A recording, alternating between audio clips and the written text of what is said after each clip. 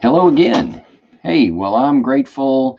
I titled this broadcast kind of Monday update because it seems like one of the things I try to get done on Monday is to get a video out. A couple reasons for that. We have a pastor's call, a Zoom meeting, I should say, that we get local pastors in our association um, together, and I hear some things from them. And on Sunday nights, we have our governor, Mike Parsons, has set up a conference call for clergy people. And so I get to be a part of that and get some information there. And so I want to get that to you and want to just be mindful to check in past our worship services as we go along. I'm grateful today that you can't see my windows really. I mean, you can see the windows themselves, you can't see out them because there's sunshine out there. How good is it to see the sun? That reminds me that one of the things that is still okay among all the restrictions and recommendations that are out there, one of the things that's still okay is to get outside. You want to stay away from situations where you're going to be within 6 feet of people. That's what they mean by social distancing. But being outside, getting some sunshine is a great way to help lots of things. First of all, it's just great to be outside, makes you feel better. They tell us you get vitamin D from the sun. So if you're not getting enough milk, at least not getting enough vitamin D from your milk, the sunshine is a great way to get that. Not so much that you get burned. I saw a commercial the other day with a guy who was severely burned, and you don't want to do that. But getting outside is good, even walking, as long as you maintain social distance. And social distance means being far enough away where any droplets of that might contain virus, so things, cough, sneezes, things like that, that they would fall before they'd get to you. They tell us about 6 feet is a good idea for that. But getting outside is still recommended individually or with members of your own household. So cross lines like that. But I want to encourage you to be outside. Days are longer, and goodness knows we're getting more time in our schedule for all the things that have been canceled. One of the most common questions we get is about Easter and what are we going to do for Easter? And that is an excellent question, and I don't know.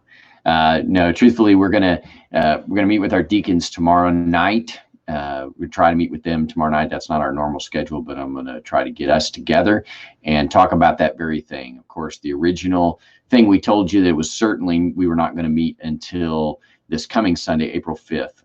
I would say that it's still not going to go back to normal. Our governor has been consistent in saying that 60 to 90 days is probably what we're looking at to go back to normal. But what does it look like between now and then? And obviously we've been on the internet and streaming, but are there other options? We'll talk about those with our deacons. We'll try to get you some information as soon as we get it. That'll probably be Wednesday. But we almost certainly will not go back to normal. Lots of you know, of course, that Cole County has issued a stay-at-home order. Callaway County is just under recommendations at this point, but trying to keep things as normal as possible while being smart with what we're doing. That I mentioned the governor's call. There's some things that I wanted to bring up to you, hopefully get out in a helpful way about that. As I said, he's still consistently said to us there's only been 2 calls, but we're really looking at a couple of 3 months. I mean, it'll be summertime before we're back to normal. Now, what does that look like this 100% of that time? I don't know. I don't think he knows, but he's trying to prepare us for the long haul here. And I think that's what we should be set in for and starting to psychologically prepare ourselves for.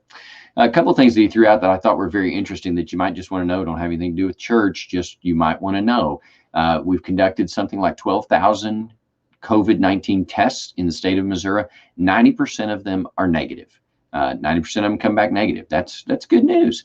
And even those who are positive, the governor stressed and his health officials stressed, most people will be okay. The precautions we are taking are so that we do not put people at risk unnecessarily. There are at-risk populations. And, Amy and I even think about Jeremiah and exactly how he deals with illnesses. And we're very blessed that he hasn't been just sick a lot. He has some other things going on, obviously, but we think about him. And of course, we think about our senior adults who they tell us are at risk. And we want to be smart in our decisions for everybody. And I know it's hard not doing what we normally do.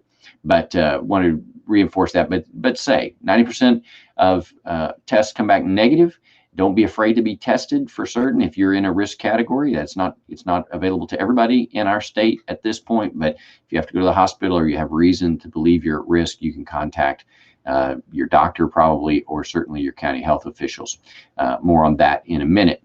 One of the things that the governor said for sure to us as we asked how we could help, and he has offered us information on how we could help, is to be careful not to spread misinformation. And let me tell you how that happens. It doesn't happen because somebody's ugly and wants to tell people things that aren't true. That's not how it happens.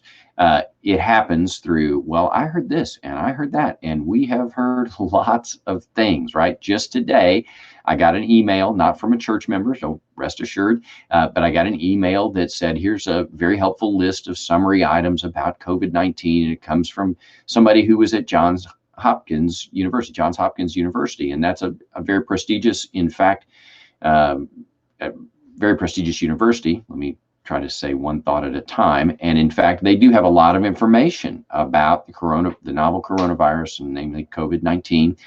And I'll get you a link to that in just a second. But this email said, here's a very helpful list. Well, it turns out there probably are some helpful things on there. There are some things that are not true on there. And it's a made up deal. It didn't come from Johns Hopkins. And why do people do things like that? I don't know. But anyway, there's a lot of misinformation. Some of it is just because the information has changed. What we heard from reliable media outlets and researchers, it wasn't correct at the beginning, or we've learned more since then. And so just be careful with that. So let me try to give you a few places that I have looked at and that are helpful to me, and I think will be helpful to you. This first one, and you might not be able to read these or type these fast enough, but feel free to pause the video and get these banners up here. Johns Hopkins, that's what I was referencing just a minute ago. That's that hub.jhu, Johns Hopkins University .edu. That's a real great national site, research. If you're interested in the science of all this and what the current state of research is, Johns Hopkins is a great resource, and they have lots of stuff at this hub. You can follow a variety of articles. You can get lost down the rabbit hole in a hurry. I can tell you, I have to control myself. But anyway, and the second one, of course, is the CDC, and the CDC is our Centers for Disease Control, and they are our government clearinghouse for that kind of information. I'm sure there are other national government websites. The president, I'm sure, has links up at his, but these two for sure I have looked at myself and appreciate the information on there. Then let me tell you about some local ones. Again, you can pause the video if you want to get those links, but some local ones. Three I've got up here. First of all, the governor's website. And basically every department in the state of Missouri has a .mo.gov domain. So if you type in most anything that's a government agency with .mo.gov behind it, you'll get to what you're looking for. But the governor has a site. He has a Facebook page. If you're on Facebook, you might be seeing this on Facebook. He does daily press releases and daily press conferences that are at least broadcast on his Facebook page. But you can see press releases, you can see COVID-19 information for our state there on his website. And then the two county health departments, CallawayCovid19.com is a dedicated site by Callaway County, and colecounty.org, the 186 Health Department. There's a little longer. But that includes, at the Cole County Health Department, you can find the stay-at-home order for Cole County and exactly what it says and all the things that are going on there. We want to be good citizens as well as faithful to what God has called us to do. And so I don't like, any more than you do, I don't like not getting together. But we want to be leaders in our community. We want to help you. We want to help others in our community know what to do. And so I would encourage you to check out those sites to find out what the latest information is, to find out what's actually being said. Of course, lots of news media, things like that. But those websites you may not have seen before. I thought they were very helpful.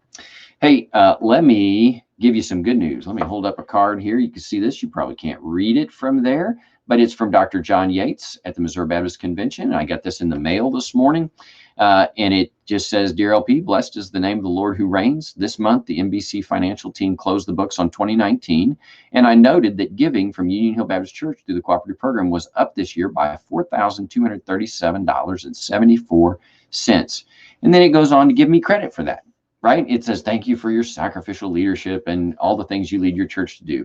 And first of all, I wasn't the pastor when that happened. And secondly, it doesn't have anything to do with us anyway. That our giving goes up because we give a percentage of what we receive to the cooperative program, to Sports Crusaders, to our local association. And so when our giving goes up, our giving to the NBC goes up. And so I want to congratulate you. You guys did a great job. And our giving went up. I think we did probably change the percentages back in our 2019 budget. That's been a little while back now, but overall, it's our giving that dictates how much we give to the cooperative room. Your offering giving. And so congratulations, you guys did a good job, and we got recognized by the NBC, and I suspect that little postcard will be all the recognition there is. I don't think there'll be any parade or lights or anything like that, but I was glad to get that and wanted to pass that along to you. And then finally, just want to say, ask a question here, and that is, are you getting emails from Union Hill Baptist Church? We put out prayer chains and announcements almost every day, and they are critical at this time. Now, I might say, are you seeing the videos? Yes, you are. That's what you're looking at now. But if you're not getting our announcements or our prayer chains from Realm, I want to really, really encourage you. And because you're getting this video, that probably means most of you are getting those. And so your job is a little different. Would you ask around? Would you ask your Sunday school class? Would you ask those friends that you regularly connect with as you're texting and whatnot? If you hear something, man, I don't know what's going on at church, I don't get any information, direct them to the office, to my email, to text me, whatever. Get in touch with us any way you can so that people can get signed up for Realm. You don't have to use the app. You don't have to use anything you don't want to do. If all you want to do is get signed up so you can get emails, that we are exactly set up to do that. I'm happy to walk anybody through the process. We have a whole bunch of people who would say they're not tech savvy at all, but they are getting communication from us. And so I want to encourage you to help me with that. It is more critical than ever that we get information to folks. And the way we can do that right now is electronically. We don't get the advantage of a bulletin or being in person together. And so we need to get everybody we can to receive the information that we get. A lot of you are. Just help us spread the net a little wider to get in touch with everybody we can. The vast majority of our folks do use email at some level. And so we can get a lot of folks in there. If we need to catch somebody else, will you let me know, and we'll figure out a way to do that. And we're looking forward to seeing you again. But, in the meantime, we'll continue to communicate through these channels and want to get that to as many people as possible. All our videos for sure go out on our website. Most of our announcements do not. Just because of the sensitive nature, particularly of our prayer chains. But anyway, all of our videos go on the website, so you can always direct somebody there to find the content we're putting out. We'll see you soon. Obviously, this video has been a little bit longer. Thanks for hanging around to the end.